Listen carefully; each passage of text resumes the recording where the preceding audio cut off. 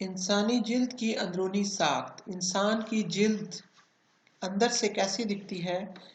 انسان کی جلد دو حصوں پر مشتمل ہوتی ہے، ایک بیرونی تہہ ہوتی ہے اور ایک اندرونی تہہ ہوتی ہے۔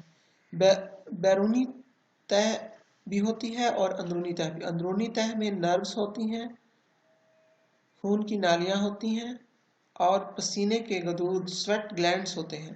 انسانی جلد کی اندرونی ساخت دو حصوں پر مشتمل ہوتی ہے، اندرونی تہہ اور بیرونی تہہ۔ اندرونی تہہ میں نروز ہوتی ہیں، خون کی نالیاں ہوتی ہیں اور پسینے کے غدود ہوتے ہیں۔ بیرونی تہہ جلد کی نظر آ رہی ہے اس میں، اور اندرونی تہہ میں ہیئرز کی روٹس بھی ہوتی ہیں، بالوں کی جڑیں بھی ہوتی ہیں۔ جلد دا سکن۔ ہمارے جسم میں سب سے بڑا عضو جلد ہے۔ سکن جلد ہمارے جسم میں سب سے بڑا عضو جلد ہے۔ جلد چھونے کا عضو ہے۔ جلد ہمارے جسم کے ہر حصے کو ڈھانپتی ہے، یہ ہمارے جسم کے اندرونی حصوں کی حفاظت کرتی ہے۔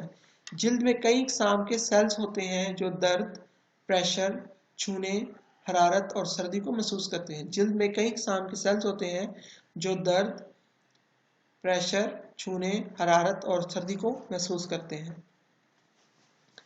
ہماری جلد میں ایک بیرونی تہہ اور ایک اندرونی تہہ ہوتی ہے۔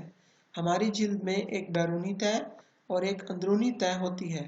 بیرونی تہہ میں رنگ دار مادہ ہوتا ہے اور یہ جلد کو سورج کی نقصان دہ شعاعوں سے محفوظ رکھتی ہے۔ بیرونی تہہ میں رنگ دار مادہ ہوتا ہے اور یہ جلد کو سورج کی نقصان دہ شعاعوں سے محفوظ رکھتی ہے۔ اندرونی تہہ میں خون کی نالیاں، نروز، پسینے کے غدود اور بالوں کی جڑیں ہوتی ہیں۔ اندرونی تہہ میں خون کی نالیاں، نروز، پسینے کے غدود اور بالوں کی جڑیں ہوتی ہیں۔ یہ تہہ جلد کا حساس حصہ ہے۔ جب ہم کسی چیز کو چھوتے ہیں تو جلد کے حساس سیلز پیغامات وصول کر کے انہیں دماغ کو بھیجتے ہیں۔ جب ہم کسی چیز کو چھوتے ہیں تو جلد کے حساس سیلز پیغامات وصول کر کے انہیں دماغ کو بھیجتے ہیں۔ انسانی جلد کی اندرونی ساخت دو حصوں پر مشتمل ہوتی ہے، اندرونی تہہ اور بیرونی تہہ۔ اندرونی تہہ نروز پر مشتمل ہوتی ہے، خون کی نالیاں ہوتی ہیں، پسینے کے غدود ہوتے ہیں اور بالوں کی جڑیں ہوتی ہیں، جبکہ بیرونی تہہ